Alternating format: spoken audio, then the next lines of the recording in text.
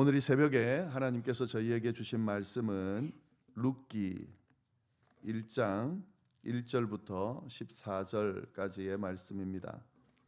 룻기 1장 1절부터 14절까지의 말씀입니다. 제가 가지고 있는 성경으로 구약 성경 401페이지에 있습니다. 네, 이 말씀 우리 다 같이 한 목소리로 봉독하겠습니다. 사사들이 치리하던 때에 그 땅에 흉년이 드니라. 유다 베들레헴의 한 사람이 그의 아내와 두 아들을 데리고 모압 지방에 가서 거류하였는데 그 사람의 이름은 엘리멜렉이요 그의 아내의 이름은 나오미요 그의 두 아들의 이름은 말론과 기런이니 유다 베들레헴 에브랏 사람들이더라. 그들이 모압 지방에 들어가서 거기 살더니 나오미의 남편 엘리멜렉이 죽고 나오미와 그의 두 아들이 남았으며 그들은 모압 여자 중에서 그들의 아내를 맞이하였는데 하나의 이름은 오르바요 하나의 이름은 루시더라. 그들이 거기에 거주한 지 10년쯤에 말론과 기런 두 사람이 다 죽고 그 여인은 두 아들과 남편의 뒤에 남았더라.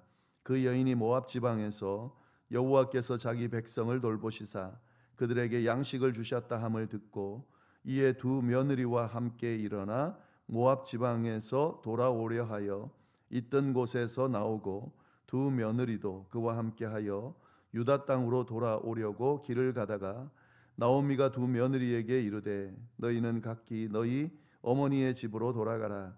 너희가 죽은 자들과 나를 선대한 것 같이 여호와께서 너희를 선대하시기를 원하며 여호와께서 너희에게 허락하사 각기 남편의 집에서 위로를 받게 하시기를 원하노라 하고 그들에게 입맞춤에 그들이 소리 높여 울며 나오미에게 이르되 아니니이다. 우리는 어머니와 함께 어머니의 백성에게로 돌아가겠나이다 하는지라. 나오미가 이르되 내 딸아 돌아가라. 너희가 어찌 나와 함께 가려느냐. 내 태중에 너희의 남편 될 아들이 아직 있느냐. 내 딸들아 되돌아가라. 나는 늙었으니 남편을 두지 못할지라. 가령 내가 소망이 있다고 말하든지 오늘 밤에 남편을 두어 아들들을 낳는다 하더라도 너희가 어찌 그들이 자라기를 기다리겠으며 어찌 남편 없이 지내겠다고 결심하겠느냐. 내 딸들아 그렇지 아니하리니 여호와의 손이 나를 치셨으므로 나는 너희로 말미암아 더욱 마음이 아프도다 하매 그들이 소리를 높여 다시 울더니 오르바는 그의 시어머니에게 입맞추되 룻은 그를 붙쫓았더라. 아멘. 네, 오늘부터 시편 잠시 멈추고 룻기를 나누도록 하겠습니다. 룻기는 전부 4장으로 되어 있는 아주 짧은 책이죠. 룻기의 그 배경은 사사 시대입니다. 사사 시대는 이스라엘의 역사 가운데 가장 혼란스러운 시대 중에 하나로 볼 수가 있는데요. 이스라엘 백성들이 여호수아를 중심으로 가나안 땅에 들어가서 가나안 땅을 정복하고 분배한 후에 정착하게 되죠. 그런데 이제 여호수아가 죽고 난 이후에 그 시기가 바로 사사 시대입니다. 극도로 하나님께 불순종하고 타락하고 하나님을 떠나는 그런 시기죠.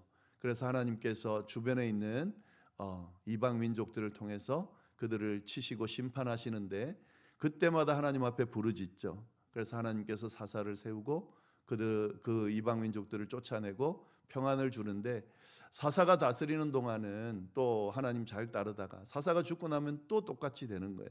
그래서 그 패턴이 계속해서 반복이 되는 그 시대가 바로 사사기입니다. 그 시대를 잘 표현한 구절이 사사기에 두 군데 나옵니다. 같은 내용인데요. 17장 6절과 21장 25절에 그 내용이 나옵니다. 그때에 이스라엘에 왕이 없었으므로 사람이 각기 자기의 소견에 오른 대로 행하였더라.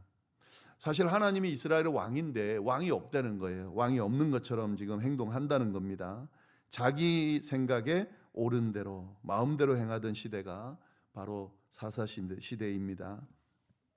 그 시대에 일어난 사건 하나를 기록한 내용이 룻기인데 룻기의 내용을 보면은요, 이렇게 혼란한 사사 시대인데 그럼에도 불구하고 하나님께서 이방 여인 룻을 통해서 밝은 빛을 비춰주시면서 구원의 역사가 이 암흑 시대에도 이루어진다라는 내용을 잘 보여주고 있습니다. 나옴이라는 사람과 룻이라는 여인, 그리고 보아스라고 하는 이 사람을 통해서 하나님께서 구원의 역사를 그 사사시대 속에서도 어떻게 이루어가는지를 이 룻기가 잘 드러내주고 있습니다.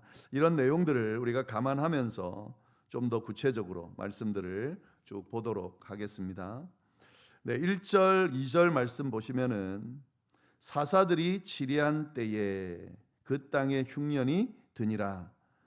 유다 베들레헴의 한 사람이 그의 아내와 두 아들을 데리고 모압 지방에 가서 거류하였는데 그 사람의 이름은 엘리멜렉이요 그의 아내의 이름은 나오미요 그의 두 아들의 이름은 말론과 기럐이니 유다 베들레헴 에브라스 사람들이더라.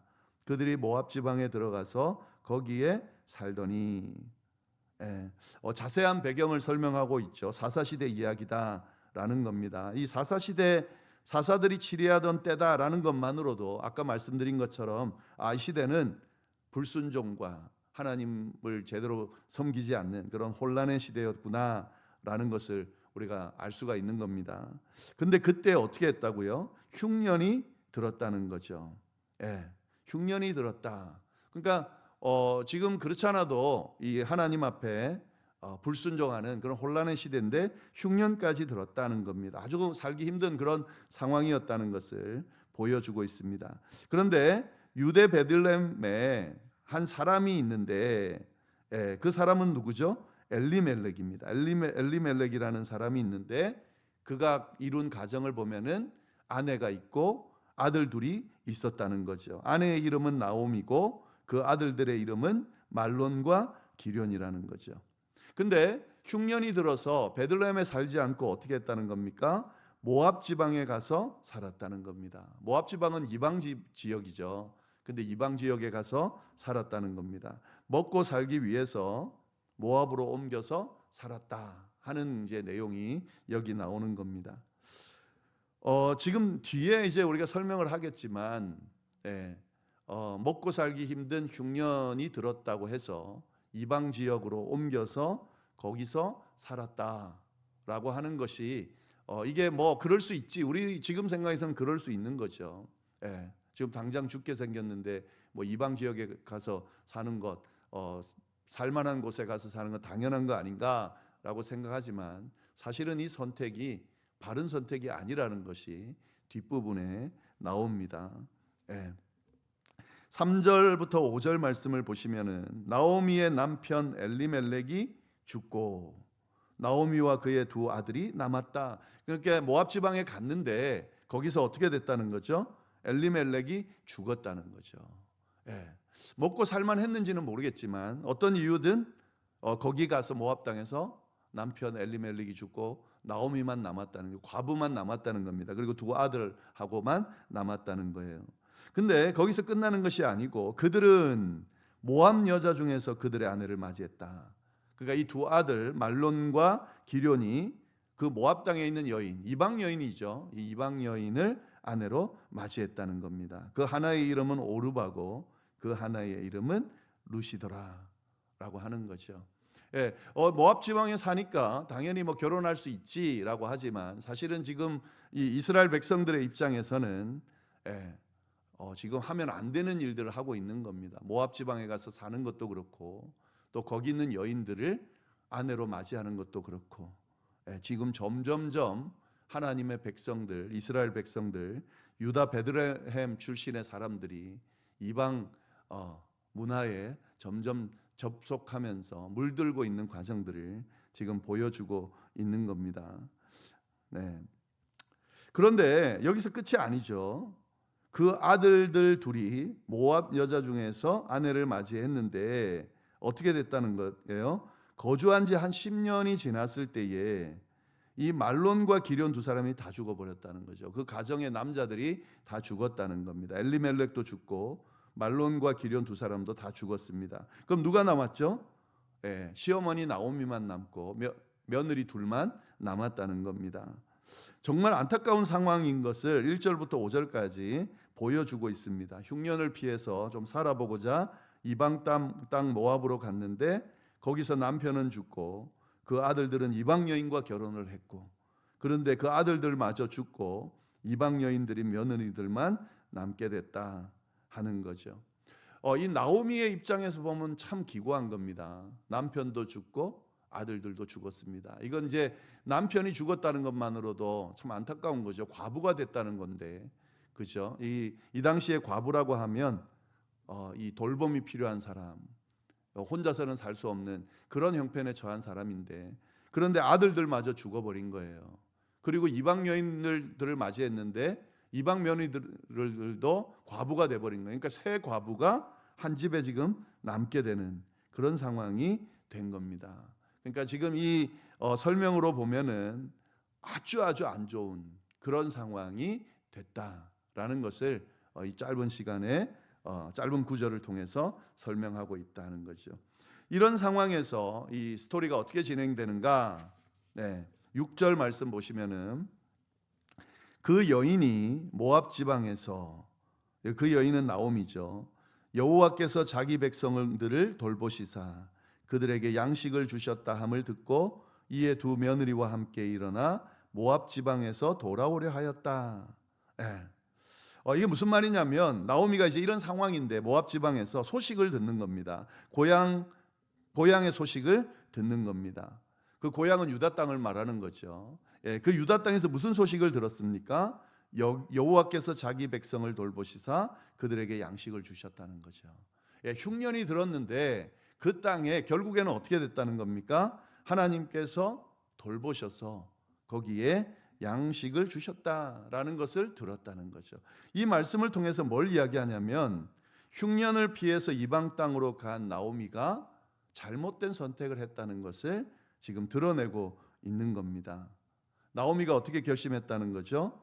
여호와께서 자기 백성을 돌보시사 그들에게 양식을 주셨다함을 듣고 다시 고향 땅으로 돌아가야 되겠다라고 생각을 했다는 거죠. 참 안타깝습니다. 이방 땅을 선택한 것도 안타깝고 거기서 남편 죽고 아들들 죽고 과부 셋만 남아있는 그런 상황도 참 안타깝고, 근데 고향 땅에 남아있던 유다 땅에 남아있던 그 하나님의 백성들은 하나님께서 은혜를 주셔가지고 먹을 양식을 얻게 돼서 살게 됐다라는 소식까지 들었으니까 얼마나 안타깝겠습니까? 사실 믿고 기다렸어야 되는 건데, 왜냐하면 하나님이 명령하신 것은 이방 사람들과 어울리지 말라 그랬거든요. 이방 여인들과 이방 사람들과 결혼하지 말라 그랬고, 그런데 그걸 지키지 않고 당장 눈앞에 있는 것을 해결하려다가 하나님을 떠나 도리어 더 곤란한 상황에 처해 있는 그런 나오미의 모습을 볼 수가 있습니다. 그런데 이 소식을 듣고 나오미가 어떻게 했는가? 고향으로 돌아가기로 결정했다. 이게 희망적입니다. 사실은 고향으로 돌아가기가 좀 힘들거든요. 왜냐하면 고향에 가면 살자고 고향 버리고 갔다가 지금 완전히 더 어려운 상황에 대해서 돌아오는 그 상황을, 그 보통 일반적인 사람 같은 경우는 그게 수치스러워서 부끄러워서 또 자존심이 상해서 그 쉽게 갈 수가 없거든요. 근데 나오미는 이 소식을 듣고 고향으로 돌아가겠다라고 결정을 했다는 거죠. 비록 잘못된 선택을 해서 잘못된 결과를 낳았지만 이 나오미가 지금 어떤 생각을 가지고 있는 거죠? 하나님의 인도하심 가운데 있을 때에 회복된다는 것을 알았다는 거예요. 하나님의 백성은 하나님의 백성들이 있는 곳, 하나님의 돌보심의 가운데 있는 곳에서 살아야 되는 거구나. 그런 마음을 먹었기 때문에 이렇게 결정할 수 있었다라고 볼 수가 있습니다. 그래서 이 나오미의 선택, 나오미가 만약에 그냥 있는 자리에서 하나님을 찾지 않고 또 하나님의 백성들이 있는 땅으로 가지 않고 만약 거기 있었다면은 뭐 어떻게 됐을지 모르죠. 부정적이었을 것 같아요, 결과가. 그러나 이 하나님을 바라보면서 하나님이 다스리는 땅으로 가겠다라고 결심한 이후에 이 뒤에 그때부터 이제 회복이 시작되고 길이 열리게 되고 또 정말 이 가문에서 예수 그리스도가 나오는 그런 계보를 잇는 그런 가문이 되는 그런 회복이 일어난다는 것을 우리가 알 수가 있는 거죠. 네, 이것이 이제 나오미의 결단이고요. 7절에 보면 있던 곳에서 나오고 두 며느리도 그와 함께 하여 유다 땅으로 돌아오려고 길을 가다가, 지금 이 나오미가 처음에 유다 땅으로 돌아갈 때 그때 결심한 건 뭐죠? 며느리들과 함께 가는 것으로 그렇게 결심하고 지금 가고 있는 중입니다. 근데 나오미가 아무리 생각해 봐도 이 그 며느리들 둘을 데려가는 건 너무 가혹하다, 또 어떤 면에서는 미안하다라는 생각을 했던 것 같습니다. 그래서 8절과 9절 상반절에 보면 뭐라고 이야기하냐면, 나오미가 두 며느리에게 이르되 너희는 각기 너희 어머니 집으로 돌아가라. 너희가 죽은 자들과 나를 선대한 것 같이 여호와께서 너희를 선대하기를 원하며 여호와께서 너희에게 허락하사 각기 남편의 집에서 위로를 받게 하시기를 원하노라 하고 그들에게 입맞추었다. 이 당시에는 여자가 결혼을 하면 이제 출가 외인이 돼서 그 집 식구가 되기 때문에 뭐 남편들이 다 죽었다 하더라도 집으로 돌아가는 것이 아니었습니다. 그래서 당연히 유다 땅으로 시어머니를 따라 가는 상황이었는데, 시어머니가 그 며느리들을 집으로 돌아가라라고 그들을 풀어주는 거죠. 예. 그러면서 뭐라 그러냐면, 너희가 죽은 자들과 나를 선대한 것 같이. 이 두 며느리가 참 잘했던 것 같아요. 아들들에게도 잘하고 아들들이 죽고 난 이후에도 자기에게 참 잘했던 것 같습니다. 그래서 여호와께서 너희를 선대하기를 바란다. 너희가 나에게 대한 것 같이 하나님께서 너희에게 그렇게 잘 대해주기를 바란다 라고 그렇게 하면서 그들을 보내준다라고 하는 거죠. 나오미는 자신보다 며느리들을 배려했습니다. 사실 여인 둘을 데리고 가서 지금 뭐 아마 노년이었을 것 같은데, 이 며느리들이 자기를 돌보면 좀 편하겠죠. 그러나 그 생각을 하지 않고 며느리들의 미래를 생각하면서 그들을 자유롭게 놔줍니다. 근데 여기서 보면은 너희가 죽은 자들과 나를 선대한 것 같이 여호와께서 너희를 선대하기를 원한다. 이 기도해 준 거잖아요. 나오미가 신앙이 계속 있었다는 것을 알 수가 있습니다. 하나님에 대한 신앙을 가지고 있었다는 것을 알 수 있습니다. 그들을 보내면서 가진 건 없지만 그래도 하나님께 기도하면서 축복 기도를 함으로 그들을 보내는 것을 보면 나오미가 신앙이 있는 사람이었다는 것을 알 수가 있습니다. 그랬을 때에 9절 하반절에서 10절 이 며느리들이 어떻게 하냐면, 그들이 소리를 높여 울며 나오미에게 이르되 아니니이다. 우리는 어머니와 함께 어머니의 백성에게로 돌아가겠나이다 하는지라. 며느리들이 어떻게 반응하죠? 떠나지 않겠다라고 말합니다. 이 말씀을 좀 구체적으로 아주 자세하게 보지 않은 사람들은 이렇게 생각하는 사람이 있습니다. 나오미가 돌아가라 하니까 그 중에 첫째는, 오르반은 바로 돌아갔다 이렇게 생각하는 사람이 있습니다. 근데 그렇지 않습니다. 둘 다 돌아가지 않겠다. 어머니와 함께 그 백성들을 유다 백성들에게로, 하나님의 백성들에게로 가겠다라고 이야기를 처음에는 했습니다. 이 두 며느리들 룸만 괜찮은 게 아니고요. 이 다른 며느리도 괜찮았던 그런 며느리라는 것을 볼 수가 있습니다. 그래서 같이 가겠다라고 이야기를 합니다. 그랬더니 나오미가 아주 견고하게 단호하게 이야기를 하죠. 11절부터 13절 말씀 보시면, 나오미가 이르되 내 딸들아 돌아가라. 너희가 어찌 나와 함께 가려느냐. 내 태중에 너희의 남편 될 아들들이 아직 있느냐. 만약에 이제 아들이 더 있었다면 이 며느리들에게 아들 줄 수가 있습니다. 그런데 지금 그렇지가 않은 거죠. 내 딸들아 되돌아가라. 나는 늙었으니 남편을 두지 못할지라. 가령 내가 소망이 있다고 말하든지 오늘 밤에 남편을 두어 아들을 낳는다 하더라도 그 어린 아이를 어떻게 기다리겠냐는 거죠. 너희가 어찌 그들이 자라기를 기다리겠으며 어찌 남편 없이 지내겠다고 결심하겠느냐. 내 딸들아 그렇지 아니하니라. 여호와의 손이 나를 치셨으므로 나는 너희로 말미암아 더욱 마음이 아프도다 하매. 나오미는 세 번이나 반복해서 돌아가라고 권고합니다. 이 나오미는 꼭 돌아가도록 만들기 위해서 진심 어린 마음으로 이들을 배려하면서 돌아가라고 이야기를 하고 있는 거죠. 네. 그런데 이렇게 이제 이야기해서 이제 이런 상황에서 그 다음에 14절입니다. 그들이 소리를 높여 다시 울더니 오르반은 어떻게 하죠? 그의 시어머니에게 입맞추되 이제 입맞췄다는 건 이제 작별을 한다는 겁니다. 그래서 돌아갔습니다. 이건 나쁜 선택은 아니죠. 이 오르박에게 있어서는 지금 진심을 보였고 또 이 진심 어린 마음으로 배려하는 마음으로 자기를 풀어주는 그 시어머니의 마음도 느꼈을 겁니다. 그래서 이제 내 집으로 돌아가야겠다라고 선택을 했습니다.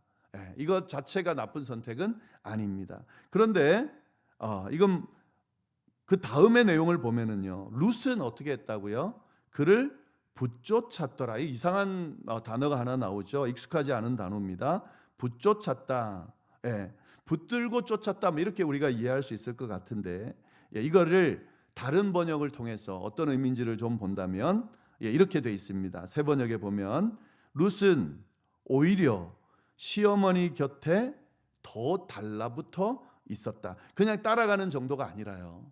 시어머니 곁에 더 달라붙었다는 거죠. 그러면서 이 다음에 이거 오늘 내용이 아니죠. 내일 내용인데 그 다음에 이 룻이 하는 고백을 보면 왜 더 달라붙는지가 분명하게 나옵니다. 오늘 좀 말씀드리면 왜 달라붙습니까? 시어머니와 함께 가겠다는 거죠. 그냥 가겠다는 정도가 아니라 딱 달라붙어서 나는 절대로 못 떨어집니다. 시어머니가 가는 그곳은 내가 가는 곳입니다. 이렇게 하면서 달라붙는다는 거죠.